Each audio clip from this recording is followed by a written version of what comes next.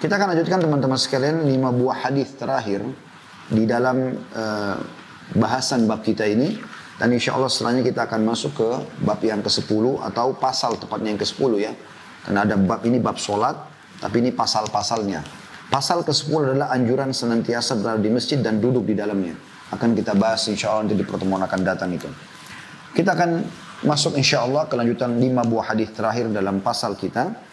Masalah keutamaan berjalan ke masjid, terutama di waktu-waktu yang gelap, adalah hadis nomor 321, urutannya urutan 25. Dari awal kita belajar di pasal ini, di sebelahnya yang pegang buku sudah tahu tentunya ada tulisan sahih. Artinya penelusuran Syekh Albani rahimahullah, kalau hadis ini sahih. Dari Abu Umamah radhiyallahu anhu, bahwa Rasulullah sallallahu alaihi wasallam bersabda, "Thalathatun kulluhum dhaminun 'ala Allah in 'asha ruziqa wa kufiya wa in mata adkhalahu Allahul jannah man dakhala baitahu fasallam fa huwa dhaminun 'ala Allah wa man kharaja ila al-masjid fa huwa dhaminun 'ala Allah wa man kharaja fi sabilillah fa huwa dhaminun 'ala Allah." Ingat, hadis ini sahih. Ini tambahan keutamaan di atas keutamaan yang sudah kita sebutkan tadi ya. Kata Nabi SAW, ada 3 orang yang semuanya, tiga-tiganya dijamin oleh Allah. Jika hidup, maka dia diberi rezeki dan diberi kecukupan. Ini jaminan yang pertama. Jadi 3 golongan ini, yang pertama adalah dapat jaminan tidak akan miskin, nggak akan susah hidupnya. Jika dia mati, maka Allah akan memasukkannya ke dalam surga. Apalagi teman-teman kira-kira yang kita cari ini. Hidup diberikan rezeki yang berkecukupan, kalau mati masuk surga. Itulah target utama orang beriman. Siapa mereka? Yang pertama, yang sering orang anggap remeh nih teman-teman sekalian. Orang yang masuk rumahnya lalu dia mengucapkan salam. Ucapkan saja Assalamualaikum warahmatullahi wabarakatuh. Mau masuk dalam rumah. Ada orang atau nggak ada orang? Anda ada punya keluarga atau Anda sendirian misalnya di kos-kosan. Ucapkan salam. Nanti akan kita rincikan panjang lebar insya Allah mutiara-mutiara hadisnya. Kemudian yang kedua, di sini dikatakan maka dia dijamin oleh Allah. Maksudnya dijamin apa tadi? Diberikan kecukupan, rezeki, dan juga dia dijamin masuk surga kalau dia meninggal. Golongan yang kedua adalah orang yang keluar ke masjid. Ini jadi saksi bahasan kita. Maka dia dijamin oleh Allah. Dan orang yang ketiga, golongan yang ketiga, orang yang berangkat di jalan Allah, maka dia dijamin oleh Allah. Maksudnya berperang, berjihad di jalan Allah, maka dia dijamin oleh Allah. Baik teman-teman sekalian, seperti biasa insya Allah kita coba menukil, mengambil mutiara-mutiara hadis. Yang pertama adalah potongan sabda Nabi SAW, "Thalathatun kulluhum dhaminun 'alallah." Dhaminun 'alallah. 3 golongan yang akan pasti mendapatkan jaminan dari Allah. Tentu kata para ulama, yang dimaksud dengan 3 golongan di sini bukan berarti hanya 3 saja. Tetapi masih banyak golongan-golongan yang Allah Subhanahu wa taala jamin ya. Seperti misalnya hadis tentang sholat subuh. Yang kata Nabi SAW, siapa yang sholat subuh berjamaah di masjid, maka dia dibawa jaminan Allah sampai esok hari gitu kan. Jadi masih ada golongan-golongan yang lain. Tetapi yang 3 ini yang memang disebutkan oleh baginda Nabi alaihi salatu wassalam. Salah satu retorika yang Nabi SAW sering sampaikan adalah belum menyampaikan nasihat sesuai dengan keadaan dan situasi pada saat itu. Maka kita sebagai umatnya harus bisa merangkum seluruh wasiat-wasiat Nabi SAW itu. Contoh misal, ada sahabat yang datang, dia emosional, maka pada saat dia minta agar Nabi SAW nasihati, Nabi mengatakan, "La taghdab, jangan kau emosi." Apalagi Rasulullah, "La taghdab, jangan kau emosi." Apalagi Rasulullah, "La taghdab, jangan kau emosi." Pada saat ada seorang sahabat lain yang mengatakan, "Ya Rasulullah, saya siap mengerjakan semua syariat Allah, cuma izinkan saya berzina." Jadi tentang masalah zina, maka Nabi SAW membahas masalah zina. Belum mengatakan apakah kau ridho kalau dilakukan pada ibumu, pada tantemu, pada saudarimu, pada anakmu. Ya. Maka dia mengatakan tidak. Kata Nabi SAW begitu juga dengan orang lain. Ya. Jadi Nabi SAW menasihati sesuai dengan momentum-momentum yang ada. Ya, biasa seperti itu. Ada juga wasiat Nabi SAW yang sifatnya umum. Jadi yang kita ambil mutiara pertama di sini bukan berarti thalathatun, berarti 3 golongan saja ini. Masih ada golongan yang lain tentunya. Potongan yang kedua adalah Ini jaminannya, in asha ruzika wa kufiya. Ini potongan kedua. Kalau dia hidup, tiga golongan ini, salah satunya atau tiga-tiganya, ya, maka dia pasti akan diberikan rezeki dan akan diberikan kecukupan. Di sini ada sebagian ulama mengatakan dimaksud adalah akan diberikan rezeki pada hari itu, pada hari dia hidup itu. Ada juga yang mengatakan dijamin diberikan rezeki selama dia hidup. Ya. Ala kullin, kita akan mengambil pendapat-pendapat di mana yang kita anggap adalah pendapat yang paling bijak insya Allah dari kedua pendapat atau dua penjelasan masalah apa yang saya sampaikan tadi. Kita berharap tentunya ruziqa diberikan rezeki dan juga kufiya dicukupi kebutuhan dia selama dia hidup. Ya. Dan tentu seorang mukmin harus lebih haris. Haris itu lebih menjaga ya, semua jenis ibadahnya ya, sebagaimana dia menjaga hartanya atau sesuatu yang paling berharga bagi dia. Karena amal saleh adalah sesuatu yang paling mahal. Bukankah Nabi SAW bersabda, kalau anak Adam meninggal dunia akan ikut bersamanya ke kuburan tiga, ada keluarganya, ada hartanya dan juga ada amalnya, dan akan pulang dua. Keluarga akan pulang, istri Anda akan menikah dengan laki-laki lain, anak-anak Anda akan sibuk dengan aktivitasnya, ya, atau suami Anda juga menikah dengan wanita lain dan seterusnya. Kemudian juga harta, mobil paling mewah pun hanya yang kita miliki, hanya akan ditinggal sampai di pagar kuburan saja, tidak akan mungkin masuk ke dalam.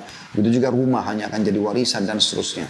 Jabatan, apalah prestasi dunia, ijazah yang pernah kita dapatkan hanya menjadi kenangan saja. Kemudian yang tinggal adalah amalnya. Maka amal soleh yang sering kali dilalaikan oleh banyak orang, ya, harusnya dia sibuk dengan amal soleh. Maka tentu kita berharap tiga golongan yang akan kita rincikan nanti insya Allah, itu bukan hanya kita jadikan diri kita masuk golongan itu sehari, tapi kita bagaimana masuk ke sana ya, dan menjadi anggota rutinnya yang memang menjaga itu sampai ya, meninggal dunia. Sebagaimana Allah Subhanahu wa taala katakan dalam Al-Qur'an bagi orang-orang beriman, wa'bud rabbaka hatta ya'tiyakal yaqin. Sembahlah Tuhanmu, patuhlah kepadanya setelah kau faham sampai datang kepadamu kematian itu. Dan ini makna yang luar biasa, dijamin baginya rezeki. Oleh karena itu sangat konyol kalau ada sebagian orang mengatakan, ke masjid terus, kapan kamu bisa dapat rezekinya, kapan kamu bisa dapat pekerjaan. Padahal sebenarnya ini bagian daripada penyebab rezeki bagi orang-orang beriman. Tentu tidak harus Anda meninggalkan pekerjaan Anda, tapi di waktu sholat Anda break untuk sholat, gitu kan? Terutama bagi teman-teman yang memiliki perusahaan, teman-teman yang memiliki jabatan, harusnya dia terapkan di kehidupan dia. Juga bagi seorang laki-laki pemimpin di rumahnya, gitu kan? Bagi ibu terhadap anak-anaknya. Imam Ahmad rahimahullah itu dinukil, beliau menjadi seorang imam madhab justru karena ibunya. Ibunya tuh sampai nangis-nangis kepada Imam Ahmad, mohon agar Imam Ahmad tidak mencari kesibukan kecuali menuntut ilmu. Walaupun hidup mereka pas-pasan pada saat itu, gitu kan? Dan ibunya menanamkan dalam dirinya untuk tidak pernah bergantung pada orang, tapi bergantung kepada Allah Subhanahu wa taala. Maka Imam Ahmad terus peduli dengan menuntut ilmu tersebut, menuntut ilmu terus. Sampai ibunya pernah merasa sedih karena Imam Ahmad ditawarkan menjadi seorang penulis ya di Baitul Hikmah. Baitul Hikmah ini kayak semacam perpustakaan lah kalau kita sekarang, yang dibuat oleh Harun Rashid, khalifah pada saat itu. Maka dia pun akhirnya, ibunya sempat kepikiran mengatakan, bagaimana kau bisa membagi antara untuk ilmu dengan pekerjaanmu? Ya. Karena ibunya nggak mau sama sekali, walaupun hidup pas-pasan dengan roti satu yang dimakan berdua dengan anaknya, bagi dia sudah cukup itu.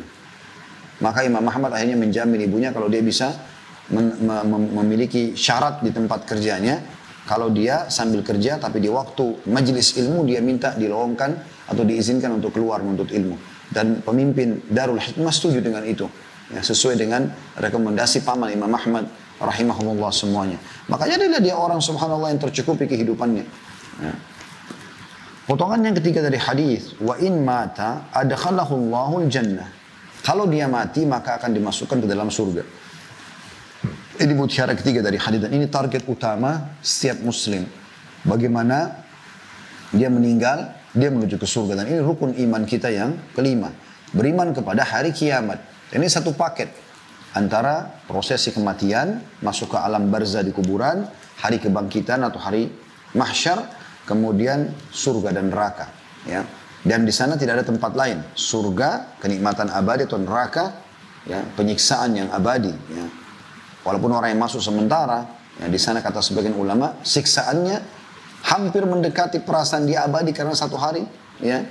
Sama dengan hari akhirat sama dengan 1000 tahun waktu dunia. Kalau dia cuma hukuman satu hari di akhirat, maka dia sama dengan 1000 tahun di neraka. Apalagi kalau orang yang kafir yang abadi selamanya di sana, gitu kan.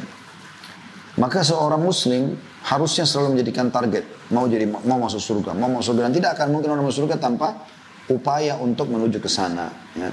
Dan Allah SWT mengatakan tentang surga dalam firman-Nya, "A'udzubillahi minasyaitonirrajim, wa ma yulaqaha illa alladziina sabaru, wa ma yulaqaha illa dzu hazzin 'adzim."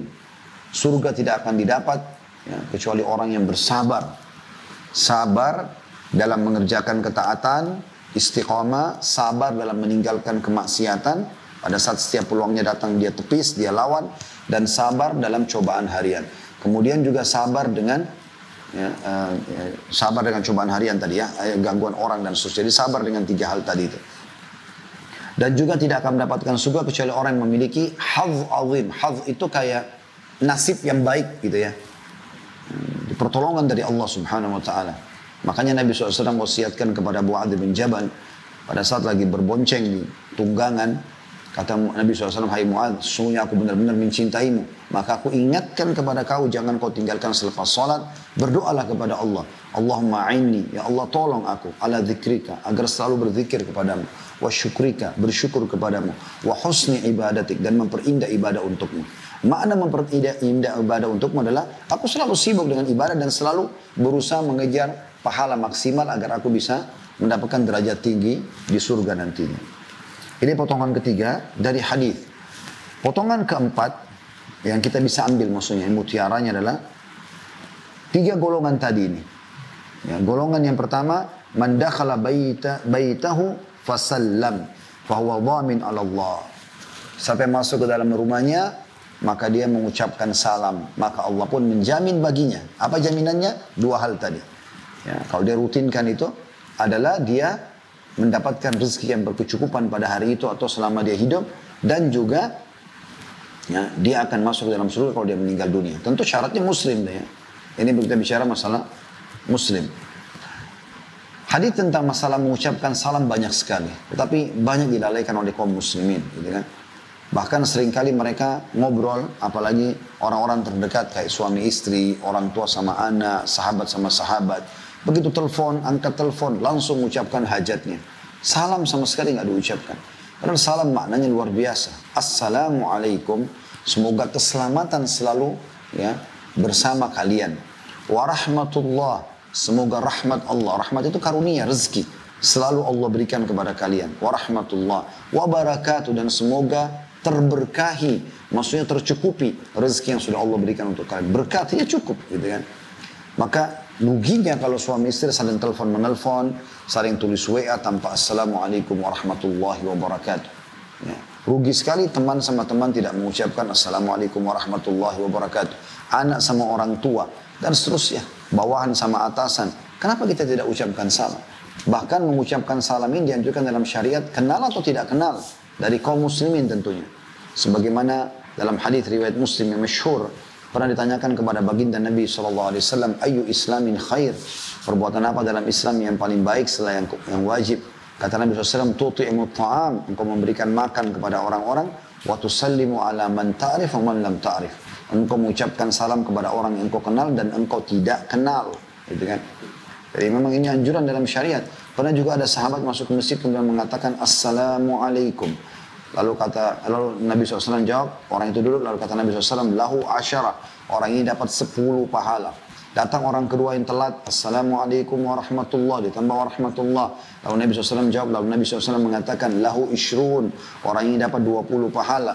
Datang orang yang ketiga, setelah orang yang kedua duduk, orang yang ketiga datang mengatakan, Assalamualaikum warahmatullahi wabarakatuh. Lengkap sampai wabarakatuh. Nabi SAW menjawab lalu mengatakan lahu thalathun, orang yang dapat 30 pahala.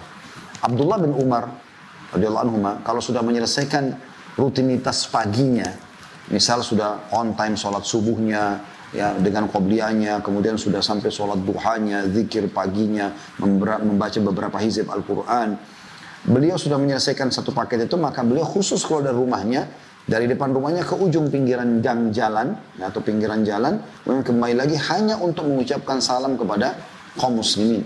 Assalamualaikum warahmatullahi wabarakatuh. Assalamualaikum warahmatullahi wabarakatuh. Mereka mengucapkan salam dan tidak merasa malu dengan menyempurnakan salam tersebut. Dan saking pentingnya dalam sebuah hadis yang sahih juga, kata Nabi SAW, kalau dua orang muslim sedang jalan dipisahkan oleh batu atau pohon atau dinding, kemudian mereka bertemu, hendaklah salah satunya memulai salam. Dalam riwayat yang lain, yang lebih baik yang memulai salam itu. Kalau dua orang yang sedang ribut bertengkar juga begitu. Kata Nabi SAW, yang terbaik adalah yang memulai mengucapkan salam. Jadi memang kita dianjurkan untuk mengucapkan salam ini. Apa ruginya teman-teman kalau telepon istri atau telepon suami mengatakan Assalamualaikum, semoga keselamatan selalu bersamamu. Warahmatullah, semoga selalu rezeki Allah untukmu, yang ada padamu atau Allah berikan kepadamu. Wabarakatuh, dan semoga berkah. Suami juga jawab dengan baik atau istri, Waalaikumsalam, semoga keselamatan juga selalu untukmu. Warahmatullah, semoga rezeki Allah untukmu. Wabarakatuh, dan juga berkah Allah. Bagaimana kalau kita sehari berbicara sama istri atau suami 10 kali? Telepon-teleponan, WA, begitu juga dengan anak, begitu juga dengan saudara, begitu juga dengan teman-teman.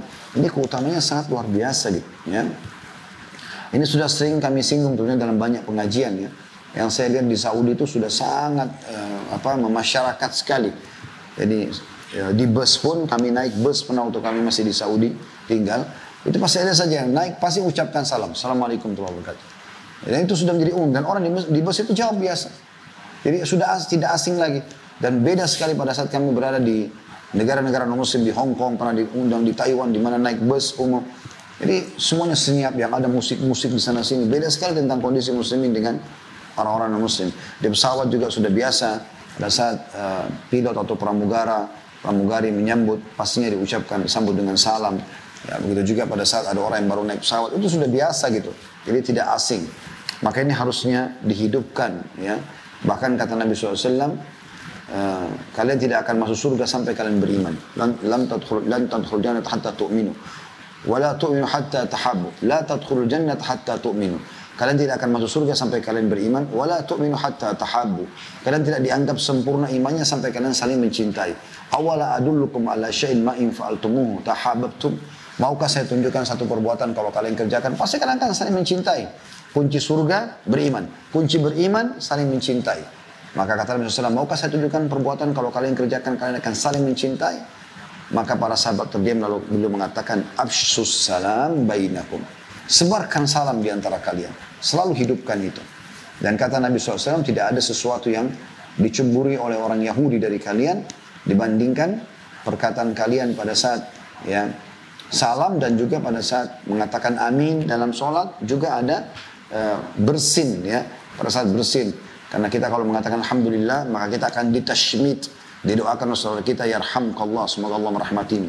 Makanya sebagian Yahudi seringkali mereka kalau lewat di hadapan Nabi SAW, ada yang sengaja bersin agar didoakan oleh Nabi SAW. Tapi beliau tidak mengatakan yarhamkallah, tapi mengatakan yahdikumullah, semoga Allah berikan hidayah kepada kalian. Itu golongan yang pertama. Jadi rutinkan selalu salam. Juga saya teringat sebuah hadis yang sahih. Kata Nabi SAW, siapa yang ingin masuk ke dalam rumahnya, kemudian dia salam, ya. Dan ini juga aplikasi atau praktek daripada firman Allah dalam surah An-Nur, ya. Kita kalau disuruh masuk rumah, fasallimu ala anfusikum, ya. Tahiyatan min indillah. Ucapkan salam. Walaupun kalian mau masuk ke rumah di rumah kalian sendiri, walaupun tidak ada orang, sebagai kata sambutan yang baik dari Allah gitu. Maka kata Nabi SAW, siapa yang mau masuk rumahnya lalu dia salam, maka syaitan di sekitar rumahnya akan mengatakan pada teman-temannya, tidak ada tempat nginap untuk kalian malam ini. Jadi salam itu bisa menjadi tameng yang sangat luar biasa, sehingga syaitan tidak bisa masuk ke dalam rumah. Golongan yang kedua, yaitu waman kharaja ilal masjidi fahuwa dhamin Allah. Siapa yang keluar ke masjid, maka dia akan mendapatkan jaminan dari Allah. Jaminan apa tadi? Sudah jelas, ruziqa wa kufiyah. Dia akan diberikan rezeki dan akan tercukupi. Wa in mata adkhalahul jannah, dan kalau dia mati dia akan masuk ke dalam surga. Hanya dengan setiap dengar azan Anda ke masjid. Ya. Ini jaminannya luar biasa. Ini yang menjadi saksi bahasan kita. Selalu saya tanyakan, ya, dan coba bertanya kepada teman-teman yang masih malas ke masjid, apa alasannya? Kenapa sebabnya? Kalau Anda punya udzur syar'i, Anda lagi sakit, memang nggak bisa, itu lain. Seperti juga masa-masa pandemi kemarin, memang pemerintah sendiri melarang. Ulama juga menganjurkan, bahkan diberhentikan Jumat beberapa saat gitu kan. Itu mungkin berbeda karena ada fatwa. Dan hati setiap orang beriman selalu ya, bergejolak, bergelora ingin supaya mengerjakan sholat itu. Dan alhamdulillah setelah dibuka, sekarang kesempatan emas Anda untuk pergi ke masjid mengerjakan ibadah tersebut, termasuk ibadah Jumat. Potongan yang terakhir yang ketiga adalah waman kharaja fi sabilillah fahuwa dhaminun 'ala Allah, dan siapa yang keluar berjihad di jalan Allah maka dia juga di bawah naungan atau lindungan Allah Subhanahu wa taala, dia akan diberikan rezeki ya. Ini tentu ibadah yang sangat luar biasa, puncak daripada agama Islam adalah berjihad membela agama Allah Subhanahu wa taala. Yang saya ingin sentuh tentu kalau masalah keutamaan jihad dan yang lainnya cukup banyak hadisnya. Dan sudah sering saya jelaskan, kalau teman-teman kembali ke YouTube kami, masuk ke Khalid Bersama Official, masuk ke playlist, cari khusus serial sahabat. Hampir semua kajian serial sahabat Tablik Akbar di Blok M sebulan sekali, sudah 40 sekian serial sahabat yang kita bahas insya Allah. Itu hampir semuanya terlibat dalam masalah jihad. Dan selalu kita sebutkan tentang keutamaannya, ya, sangat banyak sekali. Tapi yang saya ingin titik beratkan teman-teman sekalian, kita tidak akan mungkin berkorban sesuatu yang besar tanpa kita mulai dengan berkorban sesuatu yang kecil. Kalau Anda tidak pernah bersedekah dengan 1.000 rupiah, maka pastikan Anda tidak akan pernah sedekah dengan 10.000 rupiah. Kalau Anda tidak pernah sedekah dengan 10.000, Anda tidak akan pernah sedekah dengan 100.000. Kalau Anda tidak pernah sedekah dengan 100.000, Anda tidak akan pernah sedekah 1 juta. Anda tidak pernah sedekah 1 juta, Anda tidak akan pernah sedekah 10 juta, dan seterusnya. Dan setiap orang mukmin harus paham tentang tahapan itu. Artinya dia biasakan diri dengan ketaatan-ketaatan. Anda kalau nggak pernah kerjakan sholat 2 rakaat, tiba-tiba mau disuruh 12 rakaat atau 8 rakaat, itu akan sulit. Anda tidak pernah sholat malam walaupun dia cuma 2 rakaat, lalu disuruh langsung 11 rakaat dengan witirnya, maka akan sulit bagi dia. Nah, Anda tidak pernah membaca la ilaha illallah wahdahu la syarikalah, lahul mulku wa lahul hamdu wa huwa ala kulli syai'in qadir, walaupun cuma 10 kali, ya, yang bisa pahalanya sama dengan membebaskan 4 anak dari keturunan Ismail dari keterbudakan. Maka bagaimana cara Anda baca 100 kali pagi, 100 kali sore, yang akan mendapatkan jaminan perlindungan dari Allah Subhanahu wa taala. Maka mulailah mengerjakan amal-amal saleh itu dari hal kecil, berkorban hal yang kecil, maka akan bertahap pindah kepada hal yang besar. Nah, sama halnya dengan jihad teman-teman sekalian. Kita akan sangat sulit kalau dikumandangkan jihad kayak di zaman sekarang. Lalu kemudian kita dianjurkan, Allah mengatakan ya bi amwalikum wa anfusikum, dengan harta dan juga jiwa kalian. Lalu kita tiba-tiba mau berkorban, itu akan sulit karena Anda sebelumnya belum pernah sedekah. Anda tidak mencintai sedekah itu. Anda sendiri tidak pernah berkorban hal yang lebih besar, ya, hal-hal yang kecil. Ya, seperti banyaknya orang kadang-kadang sulit sekali untuk berkorban hal-hal yang kecil ya di jalan Allah Subhanahu wa taala. Misal sedikit berkorban dengan membantu teman, mengantar jenazah, meluangkan waktu buat saudara muslim dan segala macam, itu tidak dilakukan. Lalu bagaimana caranya kita mau meninggalkan keluarga, meninggalkan harta, kemudian kita pergi berperang yang bisa ditawan oleh musuh? Maka butuh ya pemahaman tentang tahapan ini tentunya ya. Nah, ini insya Allah akan membawa kita nanti dari lebih terbuka jiwa dan hati kita untuk berjihad di jalan Allah Subhanahu wa taala. Juga ada hadis tentang keutamaannya yang panjang lebar dijelaskan oleh ulama dalam bab jihad, tapi saya cuma mengingatkan di poin-poin ini saja, yaitu pernah ada seorang sahabat bertanya, Rasulullah, adakah pahala amalan yang bisa menyamai jihad ya, atau mengalahkan jihad? Maka Nabi SAW mengatakan, saya belum menemukan. Saya belum menemukan. Ya. Juga ada hadis yang berbunyi, makbarrat kadama abdin sabila fatamassuhun nar. Tidak akan pernah disentuh oleh api neraka 2 telapak kaki hamba yang pernah tersentuh debu medan perang. Dan itu keutamaan yang sangat luar biasa gitu kan. Walaupun dia tidak terbunuh mati syahid, hadir saja asal dia ikhlas karena Allah, sudah cukup dicatatkan sebagai penyebab dia ya, terharamkan masuk ke dalam api neraka.